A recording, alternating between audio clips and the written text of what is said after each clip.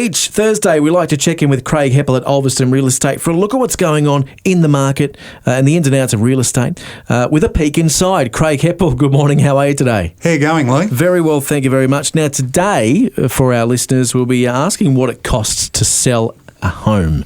Yes. Which I'm sure is a question you get all the time. It's a major question, obviously, for an agent, but in general, some people just aren't quite sure of what the entire cost might be. Yeah, there's an agent cost, but there could be a bit more to it as well. So we're going to use that filthy word today, Lee. Keep it clean.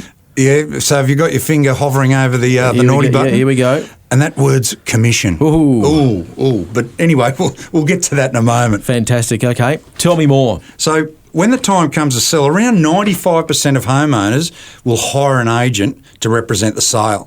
So does that make agents a necessary evil or a professional value-add necessity? It's a big question. Do you want an answer from me? No, I'm just... My track record with answers is not... That's okay, but it's sort of a rhetorical question. Okay. Because, sometimes agents get excuse the terminology, bum rap, but 95% of people still use them. Yep. Yeah. Okay, good. So when it comes to selling, these are your our expenses, or your expenses, collectively called the changeover costs. You need to be prepared for these. Okay, and it starts with commission, yeah? It starts with commission. So this is the fee paid to an agent or agency for their professional services to market, engage buyers, negotiate and facilitate the sale or transaction of your property.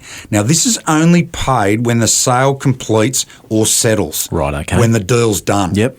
So my research shows that average agent commission here on the Northwest is around 2.5% of the sale price. Now, I've seen some that are upward towards 4%, others as low as 1%, and the national average is around 2.4%. So if you hire an agent at 2.5% plus GST and you have a home that you sell for $500,000, that equates to $12,500,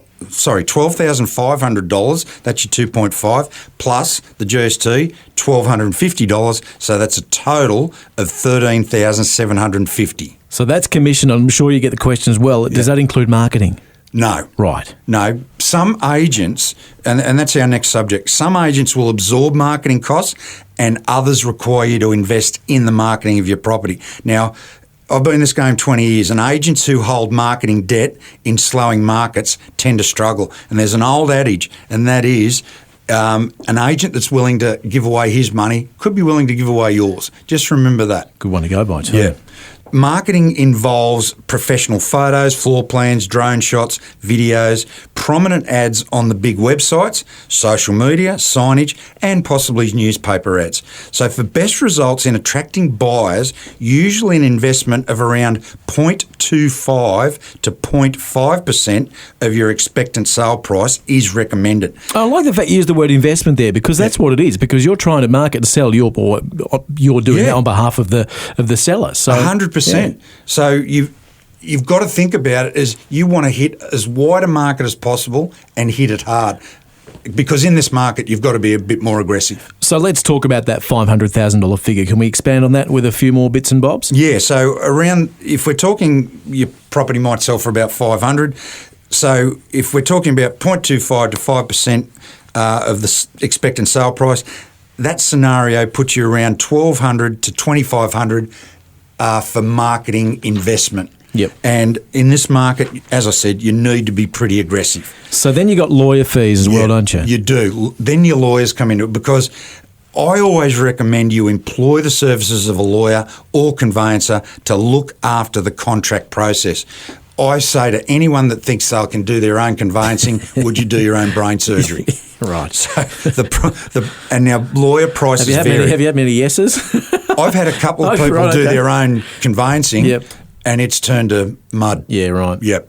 So always look for a lawyer or a conveyancer to handle the contractual side of things. Yep. Now, their prices may vary, but as a seller, you may look to pay between $1,000 and $1,500 depending on the complexity of your contract. Yeah, right. Then another cost is stamp duty as well. Oh, the insidious stamp duty. So if you're selling your home, then buying another, you have to pay stamp duty, government stamp duty, that's state government, on your next purchase. It's not on the sale of your current home, it's on the purchase of your next home. Now, stamp duty amounts vary state to state. Right. Here in Tassie, we're going back to that $500,000 purchase. You're probably looking around $18,000 in stamp duty. Yeah. Now, there are concessions for first home buyers and seniors who are downsizing. Now, if you want to know more about stamp duty costs, just go to the Office of State Revenue website for more information. Good payday for someone, isn't it? Yeah, the government. Yeah. Yeah, they're all been talking about, maybe pulling back on stamp duty or even abandoning it. New South Wales have been, but none of them have really gone down that path yet. Okay, right. Interesting information there on the process of selling your property, and you're a pro. You've been doing it for a long time. In the future, we'd like to invite people to send in their own questions. If you've got a question, get it into Lee and we'll discuss it. We'll answer it. Yep, and you can get to me via the website, either 7ad or 7bu.com.au. Click on weekdays and there's a direct link there to email my inbox, which we've mentioned earlier on today is an absolute mess. So, Craig Heppel, thank you for coming in today. Thanks, Lee.